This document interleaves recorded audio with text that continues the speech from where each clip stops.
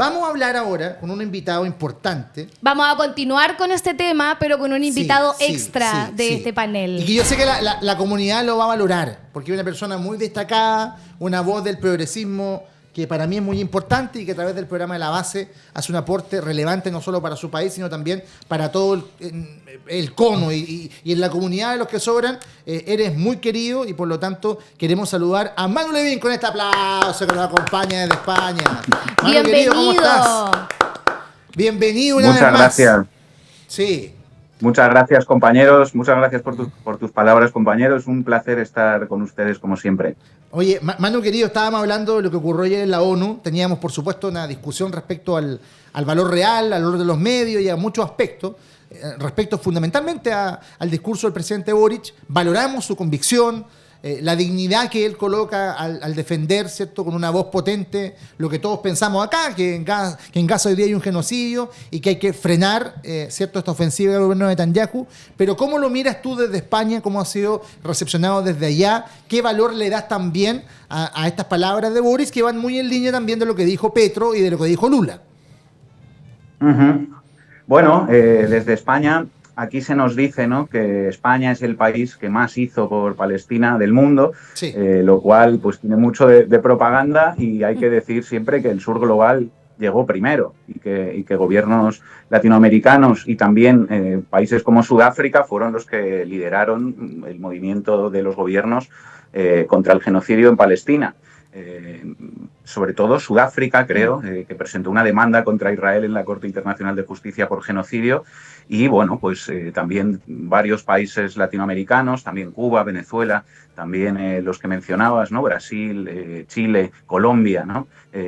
Petro hizo cosas más allá de las palabras, también rompió relaciones diplomáticas con Israel, suspendió el comercio incluso de carbón con Israel. Yo creo, quedándome un poco con esto último, que hay que pasar de las palabras a los hechos. Que está bien y hay que aplaudir que, por ejemplo, el presidente Boric hable de genocidio, ¿no?, para calificar lo que está ocurriendo en Palestina. Pero yo creo que, bueno, desde la sociedad civil hay que exigir siempre más, porque si hay un genocidio, entonces hay que hacer cosas para frenar ese genocidio. No basta solo con declarar que está sucediendo. Y, por ejemplo, pues en Chile quizá cabría exigir que se rompan también relaciones diplomáticas con Israel, cosa que no ha sucedido de momento, relaciones académicas que existen entre instituciones, universidades, etcétera, que se pongan sanciones, ¿no?, que se haga un embargo de armas, bueno, que se tomen acciones para llevar a la práctica esa declaración que hay que aplaudir, insisto, ¿no?, desde luego, atreviéndose a llamar las cosas por su nombre y a decir que en Palestina hay un genocidio que está cometiendo el Estado de Israel en Gaza. Rufi. Sí, no, te iba a preguntar porque, claro, efectivamente en Chile ha pasado que hubo una universidad, ¿cierto?, que decidió romper relaciones académicas de convenio y qué sé yo con Israel.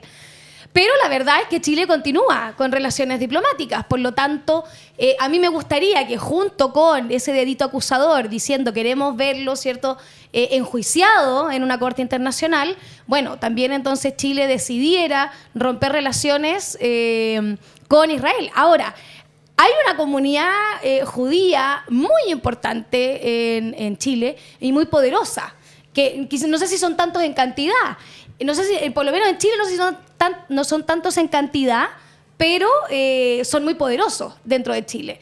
Y si bien hay judíos, obviamente, ¿cierto?, que están en contra del genocidio como tú, efectivamente, pero acá es un tema que, de hecho, los judíos más famosos, partiendo por Don Francisco, diría yo, acá en Chile, no han querido manifestarse, ¿cierto?, respecto a este tema. Entonces yo creo que ahí hay un tema donde los poderosos, ¿cierto?, miembros de la comunidad judía de este país y los medios de comunicación también son parte de ese poder. Entonces, no sé qué tan bien recibido sería en Chile. Creo que muy bien recibido el discurso en contra del genocidio, más no sé si en términos, ¿cierto?, de empresas, ¿cierto?, y de poderes económicos en este país fuera tan recibido un corte de relaciones diplomáticas. No lo sé. Ya. Sí, bueno, ahí hablabas de, no sé, judíos poderosos, los medios de comunicación. Yo creo que también miles de personas que se identifican como parte de las comunidades judías en el mundo que se oponen al Exacto. genocidio. En Estados Unidos, por ejemplo, hay miles de estudiantes, de jóvenes judíos que están teniendo un papel protagonista en las movilizaciones y que no hay que caer en el error de identificar el Estado de Israel con los judíos. Exacto. Eso es lo Es que verdad. quiere la Eso es ultraderecha primordial. israelí, ¿no? Ellos dicen, Exacto. claro, ellos dicen, nosotros hablamos en nombre de los judíos, este es el Estado judío, y hay que decir, bueno, no, el Estado de Israel es un Estado, es una cosa diferente a las Sí. comunidades judías de todo el mundo, y hay que no aceptar, digamos, esa propaganda que acusa de antisemitismo a cualquiera que diga una palabra sobre lo que está haciendo Israel en Gaza, incluso aunque todas las personas sean judías, ¿no? O tengan más apellidos judíos que un miembro del gobierno de Israel. Yo creo Claro, que esto es el eso no es Estado de aceptable. Israel respecto de la comunidad judía. Ahí hay una diferencia importante. Claro, hay una diferencia fundamental partiendo del hecho, para empezar, de que la mayoría de los judíos del mundo no viven en Israel y que la mayoría, o bueno, no sé si la mayoría, habría que tener muchos datos sobre eso, algunos los hay, ¿no? Que dicen, por ejemplo, que en Estados Unidos la mayoría de los jóvenes judíos apoyan al Estado palestino. Exacto.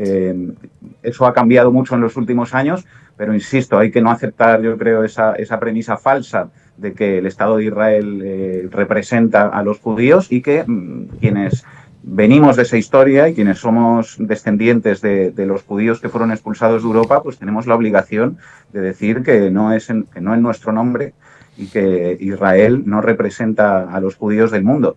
Bueno, esto no me quiero extender mucho, pero cuando ellos dicen antisemita a todo el mundo, que critica lo que ellos hacen, a mí me gusta recordar o plantear algo quizá un poco provocador, pero que para mí lo antijudío es la idea de que tiene que haber un país solo para los judíos, para que vivan todos ahí. ¿Por qué? Lo que siempre reivindicaron nuestros abuelos, nuestros bisabuelos que fueron expulsados de Europa era vivir en igualdad con el resto de alemanes, con el resto de polacos, con el resto de rusos, de ucranianos, de lituanos, no ser metidos, digamos, en un gueto, En un gueto. Sí. en un nuevo gueto, que sea un país solo para los judíos. ¿Por qué los judíos no pueden vivir donde quieran, ¿no? Claro. Claro, en Israel hay una ley fundamental, que es la ley del retorno, le llaman, ¿no? Que es que si uno tiene un origen judío y emigra a Israel, pues poco menos que le dan una casa y le dan un trabajo y le enseñan el idioma, ¿no? Además de darle la ciudadanía. Bueno, yo me pregunto por qué no defender leyes del retorno en los países de los que realmente se expulsó a los judíos, como Rusia, Ucrania, Alemania o España, desde donde yo estoy, de donde se expulsó a todos los judíos, y que, bueno, pues si descendientes de judíos quieren volver a Europa, que les den una casa, que les den un trabajo, que les den la nacionalidad. No, claro, mejor que estén todos ahí en un solo país y además defendiendo los intereses en la región de las mismas élites europeas que los expulsaron. Yo creo que ahí hay algo que hay que reflexionar sobre ello y desde luego no se puede aceptar que Israel es un representante de los judíos del mundo en absoluto. Definitivamente sí, Manu. Lo que dices tiene una larga y distinguida tradición de oponerse al sionismo justamente por ser antisemita. De hecho, la Declaración de Balfour, que es lo que da el comienzo legal a la creación del Estado de Israel, cuando el Imperio Británico, que en aquel momento gobernaba el mandato de Palestina, y ellos dicen que hay que crear un Estado, un hogar para los judíos en Palestina. En ese momento lo votaron en el gabinete británico con un solo judío, Lord Montagu. Y Lord Montagu, el único judío que votó al respecto de la Declaración de Balfour, votó en contra, diciendo que esta idea es para sacar los judíos de Inglaterra, que fue la razón por la cual lo apoyaron. ¿Ya? Esta tradición de judaísmo antisionista es justamente porque la idea es que los judíos estén lejos. Justamente por eso el sionismo tiene muchísimo más cristianos evangélicos que judíos. Diría como 70 y tanto % de los sionistas fanáticos en el mundo son cristianos de las iglesias evangélicas varias. Hay un truco ahí. Ahora, la posibilidad de hablar en contra de esas cosas aumenta en la proporción en que uno está lejos del conflicto y al final no afecta mucho. Entonces hay muchas declaraciones de buenas intenciones y pocas acciones concretas. En lo que está pasando con Pedro Sánchez, él ha sido diferente igual que los otros líderes europeos. Hemos visto el reconocimiento del Estado palestino por Canadá, por Inglaterra, por Francia y de cierta manera por Holanda. Pero siempre ha sido como de una forma bien ambigua y Pedro Sánchez en ese sentido ha interpelado a los líderes europeos por su poco apego a ese punto. ¿No ves que Pedro Sánchez ha sido mejor que los otros líderes europeos? ¿O eso también es algo muy no tan real en la interna en España? Sí, a ver, yo creo que evidentemente Pedro Sánchez no es lo mismo que los gobiernos de derecha que hay en Europa. Él representa algo un poco diferente o al menos se apoya en sectores del país con ideas y con valores diferentes. Además, España es un país donde la opinión pública es muy mayoritariamente pro-Palestina y entonces hay una presión electoral y una presión social para tomar determinadas posiciones y sí hay un discurso que es diferente al que han mantenido las derechas en Europa. Es paradójico, volviendo a lo que decías hace un momento, que los mayores defensores de Israel hoy sean la ultraderecha de todo el mundo, los antisemitas de toda la vida son los que más les gusta Israel, eso también es para reflexionar, ¿no? Volviendo a lo que decíamos antes, pero con Pedro Sánchez, pues yo tengo que decir algo similar a lo que apuntaba antes en relación a Boric. Está bien decir que hay un genocidio en Palestina, es muy importante. Lo que pasa es que si eso es así, hay que tomar medidas que puedan modificar la situación sobre el terreno. Y eso no lo hemos visto en España. En España no se han puesto sanciones a Israel, no se han roto relaciones diplomáticas con Israel. España ha sido el país que más armas ha importado de Israel en los últimos años. Dijeron que iban a hacer un embargo de armas, o que ya habían hecho un embargo de armas, pero después investigaciones periodísticas demuestran permanentemente que no es así y que, como decía, se ha seguido manteniendo la compraventa de armas a sus niveles récord de la historia. Ahora han dicho que ahora sí lo van a hacer, pero hay una excepción en la redacción del decreto que dice que si está en juego un interés nacional, entonces se podrán seguir enviando y recibiendo armas con Israel. Entonces, en fin, yo creo que hay algo que responde a la presión de la opinión pública en España y en Europa, que está exigiendo medidas a los gobiernos, y gobiernos como el de Pedro Sánchez pues se ven forzados a conceder algo a todo ese clamor, pero yo creo que las potencias europeas y España entre ellas, junto con Estados Unidos, son las que en la práctica sostienen la colonia israelí en Palestina. Que si eso no fuera así, seguramente Israel no duraría mucho ese régimen, porque depende de la respiración asistida que recibe desde el exterior y que, aun aplaudiendo determinados pasos adelante, ¿no?, que son resultado de la movilización y de la presión de la gente, siempre hay que exigir más.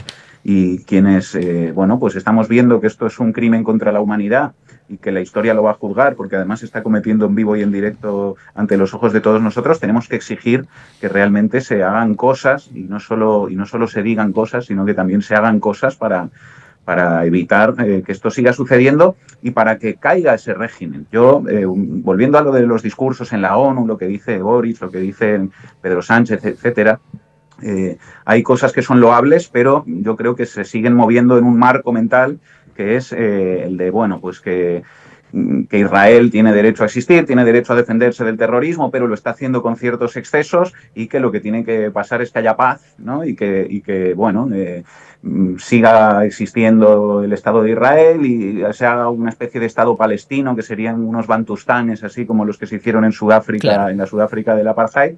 Y yo creo que eso no es aceptable.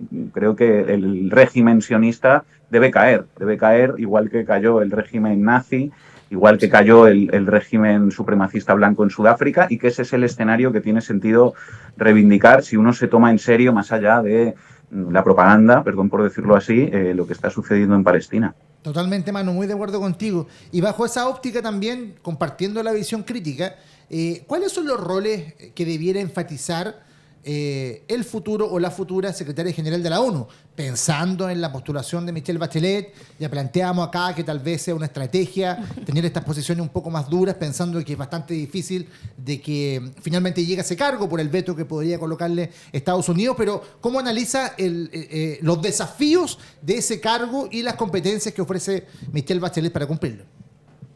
Sí. Bueno, en la ONU hay figuras como Francesca Albanese, que es la relatora para Palestina de la ONU, que está teniendo un discurso realmente valiente y que yo creo que hay que aplaudir y que demuestra que hay margen en esa institución para, si hay una persona que está dispuesta y que es valiente para mantener determinadas posiciones, que se puede hacer. Ojalá Bachelet, en este caso, ¿no? Si llegara a ocupar esa posición, defienda una posición similar a la que defiende Albanese. Ahí yo creo que, yo insistiría en lo que estaba diciendo. Creo que el marco mental tiene que dejar de ser el de la paz y tiene que ser el de la descolonización. Eso lo dicen también, por ejemplo, Ilan Pappé, que es un historiador israelí y judío, volviendo a lo que decíamos antes de negar, ¿no? que ser judío tenga que ser defender a Israel, defender el Estado de Israel y defender el sionismo, porque no es así en absoluto. Pienso que el marco debería ser el de la descolonización de Palestina y el fin de un régimen que es un régimen supremacista y un régimen fascista que está aniquilando a los palestinos y que desde hace décadas, porque esto no empezó hace 2 años, mantiene 2 regímenes legales radicalmente diferentes para todas las personas que viven en ese territorio. Y que lo que tiene sentido reivindicar no es ya la solución de 2 estados, ni es una solución ni son 2 estados, que se lleva intentando resucitar cada vez que Israel masacra a los palestinos, y que lo que hay que aspirar es a que suceda algo como lo que sucedió en Sudáfrica. Si ya hay ejemplos de esto, ¿no? En Sudáfrica también hubo un régimen de apartheid que creó una serie de pseudoestados que eran los bantustanes, ¿no? Que tenían su propio himno, su propia bandera, pero no tenían soberanía, no tenían ejército, no tenían control de sus fronteras, ni de su economía, ni de su espacio aéreo, ni nada, que es lo mismo que se está planteando con esto del Estado palestino que se reconoce, ¿no? Yo me pregunto cuáles son las fronteras de ese Estado, cuál es el Estado palestino que se va a reconocer, que son las ruinas de Gaza, algunos territorios de Cisjordania unidos entre sí por una carretera que atraviese Israel. Eso es muy parecido a lo que fueron los bantustanes en Sudáfrica, que se acabaron disolviendo cuando realmente se derrocó a ese régimen. Yo creo que hay que aprender eso de la historia y que hay que reivindicar el fin del régimen sionista en Israel y que exista un Estado que ya existe de facto sobre el terreno entre el río Jordán y el mar Mediterráneo. Hay un solo Estado que de facto controla la vida de todos sus habitantes. Bueno, pues tiene que haber un Estado que sea democrático, que sea laico, que sea igualitario para todas las personas que en él residen, sean judías, sean árabes, sean cristianas o sean lo que sean, y que ese tiene que ser el escenario al que hay que aspirar, no plantear que, bueno, cuando acabe Israel de bombardear Gaza, aquí no ha pasado nada y todo va a seguir igual y vamos a intentar que exista paz. Yo creo que es imposible que exista paz mientras exista ese régimen en Palestina, y que eso hay que tenerlo claro, y ojalá quienes ocupen la ONU próximamente, y si es Bachelet, pues ojalá que se avance hacia esa posición.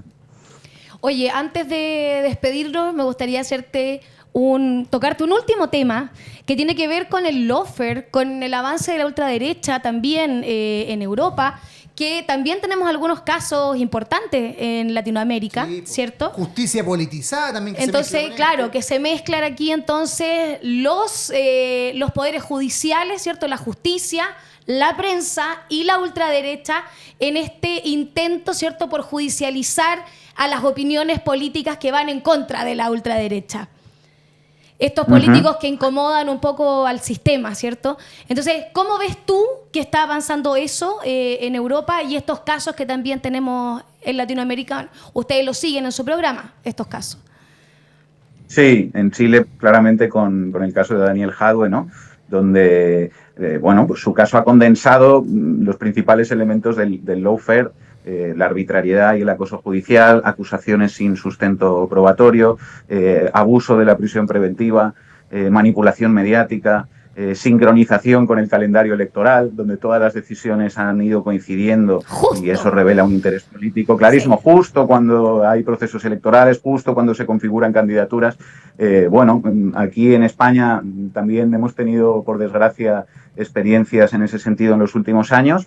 Y yo creo que hay algo que es común al final, más allá de cada caso, y es que el Poder Judicial y el Poder Mediático son, de alguna manera, los dos grandes espacios en los que se atrinchera la derecha cuando pierde el poder político, ¿no? Cuando la derecha pierde el poder político, resiste desde los medios de comunicación, que son un monopolio corporativo, y resiste desde el Poder Judicial, que tiene un sesgo conservador clarísimo en la mayoría de los sistemas políticos, ¿no? Eso aquí en España, por ejemplo, ha sido así y es un grave problema para la democracia, ya no solo para un candidato o para un partido. Yo creo que eso hay que entender que es un problema para la democracia, porque primero vinieron a por unos y yo no dije nada porque no era de esos y al final vinieron a por mí, ¿no? Como decía aquel poema, y que hay que, bueno, ser valiente también cuando uno tiene el gobierno para, creo yo, renovar drásticamente, hacer un plan de choque de renovación de la justicia y de los medios de comunicación. Si la justicia es una trinchera reaccionaria y los medios de comunicación son un monopolio del poder económico, pues entonces la democracia realmente es muy difícil. Y sucede que no hay una competición limpia en absoluto, digamos, una competición política limpia, porque hay unos poderes que espuriamente están interviniendo de forma evidente en ese proceso y lo están envenenando. Entonces, por ejemplo, aplicado a Chile, pues ojalá en lo que queda, ¿no?, de legislatura de este gobierno se tomaran medidas relevantes para renovar o para equilibrar, digamos, la correlación de fuerzas en los medios de comunicación y no dejar que ese espacio sea un patrimonio exclusivo de los adversarios de las mayorías sociales. Y en la justicia yo creo que tres cuartos de lo mismo. En España, por ejemplo, hay un problema en el acceso a la justicia con un sistema de oposición que es elitista, que no permite que los hijos de la clase trabajadora realmente puedan llegar hasta ahí por un montón de factores, y esos son el tipo de cosas que habría que cambiar con valentía, porque evidentemente eso tiene un coste, enfrentarse a esos poderes, pero sin eso es muy difícil que puedan cambiar las cosas en un país. ¿Cómo me gustaría que se lograra en lo que queda de gobierno algo más? Estoy casi segura de que no está dentro de las prioridades de estos últimos meses. En el fenómeno del pato cojo, un gobierno que se va. Y por último, Manu, junto con agradecerte, ya te va a leer la Rufi algunos comentarios. ¿Cómo han visto ustedes la situación que ha ocurrido acá con finalmente la no candidatura de Daniel Jadwe, ¿cierto? Ha generado cierto grado de controversia. Te pongo en contexto. Acá, por ejemplo, nosotros tenemos un público duro que es bien proclive a la idea de Daniel Jadwe y está muy disconforme con la decisión del Tricel. Nosotros también tenemos nuestras aprensiones y creemos de que esa situación es de lawfare abierto, ¿no? Lo planteamos con todas las letras y somos de los pocos medios, quizás el único, que lo dice con esa claridad. Ahora bien, entrando en la política también más cotidiana y más dura, estaba haciendo un problema Jadwe por sus declaraciones, por su presentación para la candidatura de Jara, ¿cierto? En ese contexto también hay una realidad de que hoy día hay un foco menos de ataque a Janet Jara. ¿Cómo ustedes lo están viendo desde afuera en términos de, primero, esta prohibición del Tricel para que sea candidato y, segundo, el fenómeno del lawfare que le está afectando? Bueno, como decía, yo creo que el caso de Jadwe es paradigmático como caso de lawfare. O sea, creo que caben pocas dudas de que eso es lo que ha sucedido con él. Por otro lado, con lo que me preguntabas, ¿no?, de los ataques o las contradicciones para la candidatura de Jara, justamente hace unos días coincidí con otro compañero chileno en Barcelona en un evento y él me decía que aunque esto que comentan pues es así, ¿no?, y hay algo de eso hay, efectivamente. Él me decía que en la anterior elección había una dinámica de mayor división dentro de la coalición amplia, ¿no?, que finalmente lideró Boric, que ahora. Él me decía, a lo mejor, bueno, tenía una visión optimista, que le parecía que ahora había una dinámica más cohesionada dentro de la coalición y que no había tanta contradicción, o que al menos no se estaba expresando tanto. Y bueno, sí, en la medida en la que Jadwe ya quedó eliminado y ahora es Janet la candidata, pues es deseable que haya que haya una dinámica de, bueno, lo mejor posible, lo más sana posible de cara a que esa candidatura sea exitosa, pero sin olvidar nunca y sacando las lecciones de lo que ha sucedido con Jadwe y exigiendo, creo yo, como decía hace un momento, que se tomen medidas desde el gobierno, además, ya que es un gobierno que lidera Gabriel Boric y que lidera un compañero, digamos, de todo ese espacio en un sentido amplio, que se tomen medidas para evitar que esto vuelva a suceder, ¿no? Y eso, pues, es difícilmente compatible con funcionan, que no hay que cuestionar los procesos. Yo creo que eso es un error de posicionamiento, ¿no? Que a veces se asume porque uno no se quiere enfrentar a determinados poderes y es lógico y puede ser comprensible, pero eso es pan para hoy y hambre para mañana, como se suele decir por aquí. Eso lo que está haciendo es no cambiar las condiciones que han permitido que el adversario pueda eliminar un candidato de esa manera ilegítima como han hecho con Daniel Jadwe. Entonces, pues ahora todos con Janet, pero no hay que olvidar lo que ha sucedido en Chile para que no vuelva a suceder. Es verdad. Rufi, tenemos comentarios. Tenemos un comentario acá de Gloria Ortega que nos dice, veo la base con Lavín, Pablo Iglesias e Irene y muchos otros periodistas de primera calidad. Ay, aquí tienen fans también. En nuestra comunidad hay fans de la base. Mira acá, Cecilia Espinosa dice, yo defiendo a Daniel Jadwe y nos quitaron la posibilidad de votar por él. Es cierto, yo veo el avance, nos dice también Víctor Arenas, ¿no? Tenemos muchos comentarios positivos. Ustedes son también un medio amigo, aliado, compartimos la visión del mundo, queremos cambios reales, pensamos de que hay que fortalecer el colectivismo para solucionar los problemas que nos afectan a todos, y bajo ese prisma creo que el rol de los medios de comunicación es muy importante, y desde la disidencia de los grandes medios, desde la trinchera que nos ofrece hoy día el poder expresar las ideas con la libertad absoluta que tenemos nosotros acá y ustedes allá, les enviamos un abrazo fraterno y por supuesto que agradecemos cada minuto que podemos charlar y pensar en un mundo mejor. Mira, Felipe Quirós hace un comentario y dice, me encanta Manu, no te lo manda a decir con nadie. ¡Pa! Así que gracias, Manu Levín, por acompañarnos el día de hoy. Muchas gracias a ustedes, es un placer y les mando un abrazo también en nombre de todo el equipo de la base. Ustedes para nosotros también son una referencia y espero que sigan creciendo porque no tienen techo. Les mando un abrazo muy grande y adelante. Gracias. Muchas gracias, Manu, y aguante los que luchan. Chao, chao. Gracias. Aguante. Muy bien. Oye, estuvo muy buena la conversa, la gente le agradeció la calidad de los contenidos. Acá, a ver, mira, ya me dio rabia. Algunos dicen acá que La Voz es como un medio de trinchera, ¿cierto? Un medio como Ultron que manifestamos acá, odiosidades. ¿Qué odiosidad, señores? Tenemos entrevistados que son académicos de primer nivel, líderes de opinión a nivel continental, premios nacionales.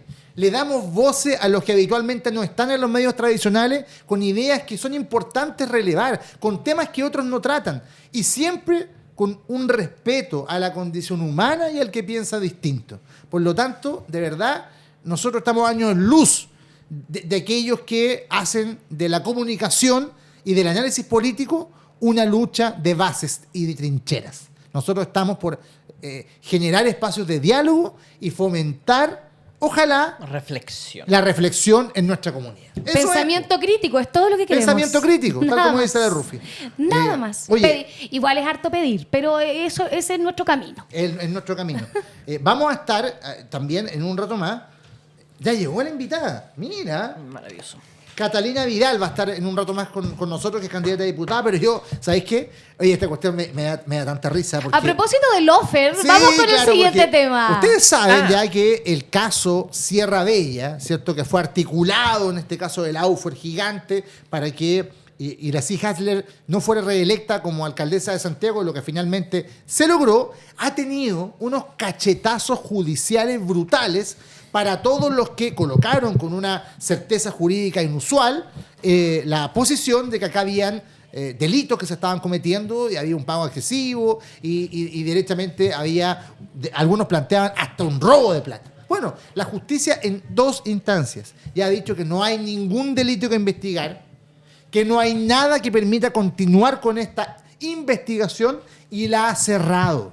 Ya en primera instancia y también en la Corte de Apelaciones. Y por lo tanto, y esto es lo gracioso, como hay un compromiso de compra, ¿cierto?, de lo que era la clínica Sierra Bella, bueno, la inscripción de la compra de la propiedad se hizo. Y ahora el alcalde Desbordes, después de haber criticado tanto, de haberse llenado de conceptos negativos sobre esta oferta, ¿cierto?, y sobre la candidatura y el ejercicio del cargo de Iracy Hasler, va a tener que sacar la billetera y pagar para Sierra Bella. Y capaz que termine inaugurando la clínica Sierra Bella, lo que va a ser un gran beneficio para los habitantes de Santiago. ¿Eh? Pero miren en lo que terminó esto por el intento de frenar la reelección de alguien. Y bueno, a propósito del offer, esto fue justamente lo que pasó. Se judicializó, se trató de hacer ver, ¿cierto?, que había malversación, mala gestión, ¿cierto?, para poder sacar a Iracy Hasler de la campaña política por la reelección. Y resulta que ahora probablemente... ¿qué estará pasando por la cabeza de Desbordes en este momento? Al pensar que va a tener que abrir la billetera municipal, pagar aquella cosa, que este ente que trajo tanto comentario, que nos dio tanto material, ¿cierto?, respecto de esta judicialización del caso Sierra Bella, y resulta que ahora probablemente le va a tocar inaugurar este proyecto. Entonces, ¿qué estará pasando por la cabeza de Desbordes en este momento? Está desbordado, yo creo. Porque está obligado a pagar, porque efectivamente la promesa de compra estaba hecha, y va a tener que abrir el bolsillo, ¿cierto?, y pagar. Y va a haber clínicas cerradas. Y va a haber clínicas cerradas, lo que es muy bueno, claramente, para la gente de Santiago, sin duda, pero no puede no causarnos al menos un poco de gracia. O sea, va a haber un CEFAM, porque en el fondo no va a ser clínica, va a ser Exacto. un CEFAM. Entonces va a haber un CEFAM más para, ¿cierto?, los habitantes de Santiago Centro, pero que finalmente va a tener que pagarlo él y inaugurarlo él probablemente. Y irá a ir undercover nuestra amiga Iracy Hasler a ver ese momento. ¿Se va a poner una peluca rubia y anteojos negros para ir a aplaudir el corte de cinta de este nuevo CESFAM ex Clínica Sierra Bella? Ojalá. Clínica Iracy Hasler. Hasler lo podrían poner. Clínica Hasler, CESFAM Hasler. Hassan. El montaje grotesco que hizo la ultraderecha con el afán de dañar la alcaldesa anterior destruyó una necesidad apremiante de la comuna de Santiago, cuya población ha aumentado de forma importante y por ende necesita un CESFAM urgentemente. Entonces, los abogados de ultraderecha republicanos, parece, inventaron un montaje que había un problema con la compra, cosa que cae ahora ese invento, esa mentira, esa campaña politizada, ¿cierto?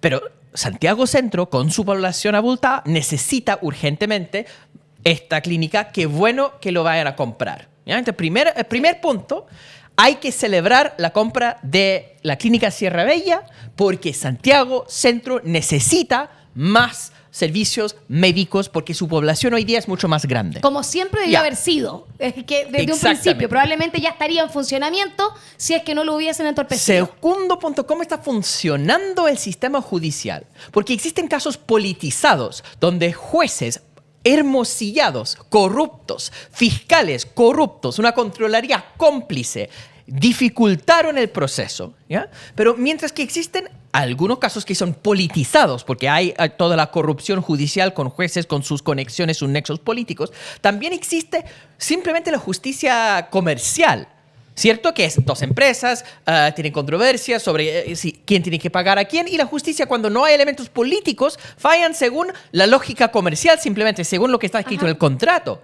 Y cuando se saca la parte politizada de ese invento de la ultraderecha, ¿qué es lo que queda? Después del fiscal Mini Cooper que inventó toda esa cuestión con Iracy Hasler, finalmente lo tuvieron que pagar los caros cuando terminaron con escuchas ilegales al presidente, como dijo el mismo tribunal, dignos de tiempos de la dictadura. ¿Ya? Frenaron al fiscal Mini Cooper y entonces siguió el proceso simplemente comercial, y en esto ya el municipio hizo una intención de compra, una promesa de compra, el precio subió. Noticia para estos ultraderechistas. En el libre mercado los precios varían. Durante la pandemia nadie estaba comprando, entonces una persona puede comprar barato y después, cuando todo el mundo está comprando porque ya terminó la pandemia, subió el precio. Eso es, súper simple, se llama capitalismo eso. Súper normal. Entonces, ahora que hay una declaración de compra, lo tienen que comprar. Qué bueno que tengan que hacerlo, que está funcionando el libre mercado mínimamente. Pero, entre tanto, todo ese demora en la compra es por la corrupción judicial. La justicia funciona en temas comerciales, pero en temas políticos, cuando se meten los jueces corruptos, los fiscales corruptos, los abogados de ultraderecha apoyados por el alcalde Desbordes, que parece que no le preocupa nada a la gente enferma de su comuna, de los pacientes de Santiago Centro, no, está preocupado más bien en su base de ultraderecha venezolana. Ahí está la preocupación. Lo que está pasando entonces es que la justicia una vez más muestra que tiene una cara politizada, sesgada, hermosillada, y tiene otra cara que es comercial y eso sigue funcionando. No había nada en lo comercial raro en la transacción de comprar una clínica con un precio más alto porque los precios suben. Magia, todos los precios suben. Uno no va a la feria y dice, la palta es muy cara. Una conspiración. Es que esto es ilegal. No, los precios suben. Así es el libre mercado. Era normal. No había ninguna justificación de parar esa compra. Pero lo inventaron. Los abogados de ultraderecha del Partido Republicano lo apoyaron personas como Desbordes cuando fue candidato y ahora se cae la mentira, pero no importa porque sacaron a Gracie Hasler. Bueno, pero para no perderlas todas, me llega la información exclusiva. A ver. Que uno de los nombres que se baraja para este lugar, que inaugurará el alcalde Desbordes, es Clínica Nueva Caracas. Sin lugar a ¿Cierto? dudas, sin lugar a dudas. Para que la inaugure con algo, con gente, digo yo, ¿no? Y con un poquito de apoyo, ¿cierto? Sí. La prensa empresarial miente, hace montajes y manipula. Nosotros mostramos y comentamos lo que no quieren que veas. Te damos un espacio para mantenerte informado, donde puedes comentar en vivo los temas más importantes que preocupan al país. Necesitamos de tu apoyo. Únete a la comunidad de los que sobran. Te muestro cómo es posible donar. Paso 1. Abre tu navegador e ingresa a la página lavozdelosquesobran.cl. Paso 2. Busca la casilla que dice Comunidad. Paso 3. Una vez dentro, puedes escoger el monto con el que quieres aportar. Paso 4. Rellena los datos y listo. Habrás ayudado a La Voz de los que Sobran, un medio independiente Que te da una mirada más amplia y crítica de las noticias del día a día.